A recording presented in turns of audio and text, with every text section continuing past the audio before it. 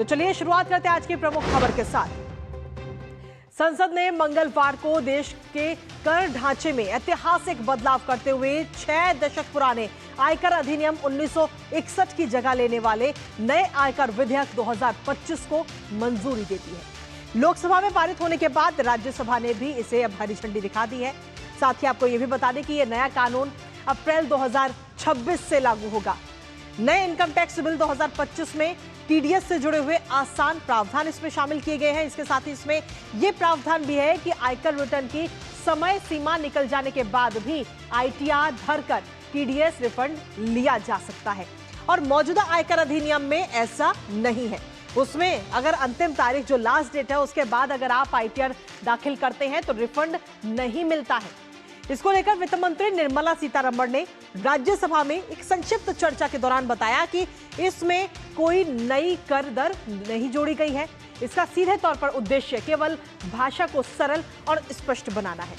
करेंगे चर्चा इस नए आयकर विधेयक 2025 पर। उससे पहले आपको दिखाते हैं नया इनकम टैक्स बिल।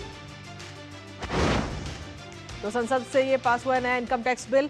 संसदीय चयन समिति के 285 सुझावों को इस नए बिल में शामिल किया गया है। इसके साथ ही खास तौर पर इसमें ध्यान दिया गया है कि भाषा में स्पष्टता हो और साथ ही नियमों में पारदर्शिता हो, जिससे कि आम जन काफी आसानी से इसको समझ सके। विवादों की गुंजाइश इसके जरिए कहीं ना कहीं आगे आने वाले समय में कम होगी।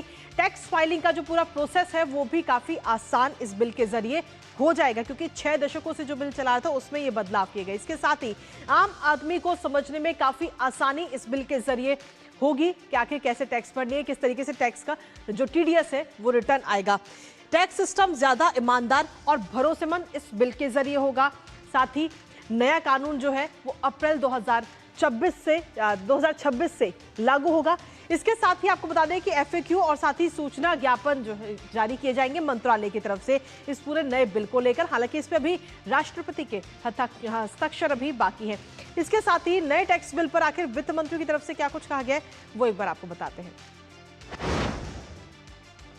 तो सीधे तौर पर इस पर कहा गया है कि टैक्स का नया ढांचा तैयार हो रहा है। ड्राफ्टिंग के नेचर और वाक्यांशों के अलाइनमेंट में सुधार किया जा रहा है। रिजल्टिंग चेंजेस और साथ ही क्रॉस रेफरेंसिंग में भी सुधार किए गए। ये तमाम बातें उनकी तरफ से कही गई। इसके साथ ही उन्होंने कहा कि 1 लाख रुपए महीना कमाने वालों को आयकर नहीं देना होगा।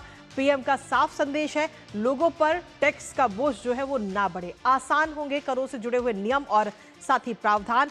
विधेयक पर चर्चा में विपक्ष के शामिल नहीं होने पर कोई आश्चर्य नहीं, ये बात भी उन्होंने कही। इसके साथ ही आपको बता दें कि कार्य मंत्रणा समिति में विपक्ष ने चर्चा पर सहमति जताई थी। तो इसके साथ ही केंद्रीय वित्त मंत्री निर्मला सीतारमण ने राज्यसभा में आयकर बिल 2025 और टैक्सेशन लॉ अमेंडमेंट बिल 2025 पर हुई चर्चा का जवाब देते हुए क्या कुछ कहा है वो एक बार आपको सुनाते हैं। The largely dense and complex structure of that Income Tax 1961 Act resulted in various interpretations. It has become outdated in parts, not the whole thing, but in some parts. Therefore, we needed a new law, and that is why in July 24 budget, I had announced that we'll come with a comprehensive review of Income Tax Act 1961 to make it concise, lucid, easy to read and easy to understand. We are changing the 1961 Act itself in a way, removing it and bringing a new act. तो किस तरीके से ये tax bill जो है वो बदलाव लाएगा उसके बारे में जानकारी देते हुए कि संक्षिप्त चर्चा में शामिल होते हुए वित्त मंत्री निर्मला सीतारमण नजर आई। लेकिन इसके साथ ही इस नए बिल से आखिर क्या कुछ फायदा होने वाला है आम जन के लिहाज से, एक नजर उस पर डालते हैं।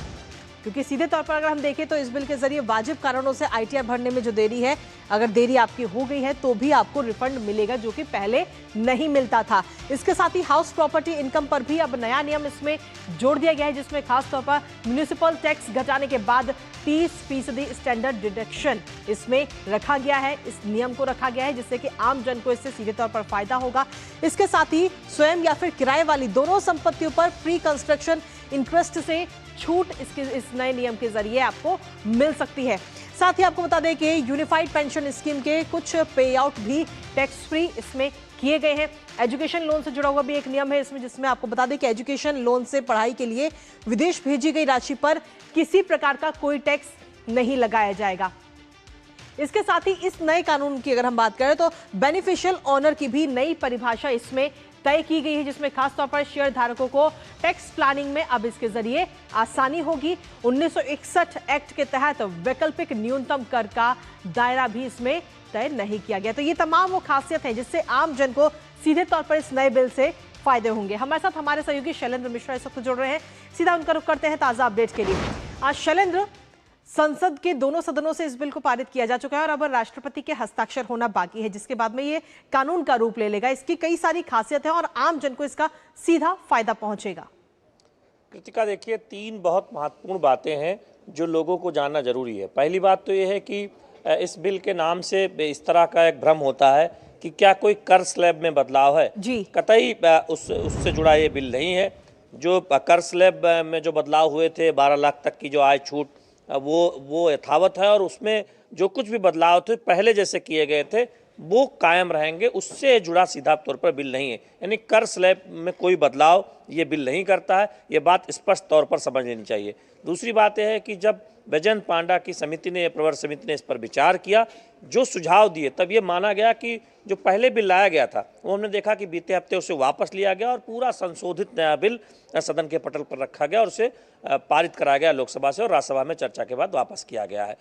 अब होगा क्या? पहली बात तो ये होगी कि भाषागत सुधार होगा, जैसे फाइनेंशियल हम कहते हैं, अब वो टैक्स ईयर हो जाएगा। जी, बाकी 1961 में बहुत सारी शब्दावली नहीं थी, डिजिटल एसेट का उतना कॉन्सेप्ट नहीं था, अब उसका दायरा बढ़ाया गया। तो जो डिजिटल एसेट आजकल चली है, डिजिटल करेंसी हो या फिर तमाम तरीके, उनको भी शामिल किया जाएगा। तीसरा बात यह है कि संपत्ति को लेकर जब आप जानते हैं कि जब आयकर भरते हैं तो बाकी जो आपकी आय होती है वो आप जोड़ते हैं या कोई नुकसान होता है उस पर घटाते हैं।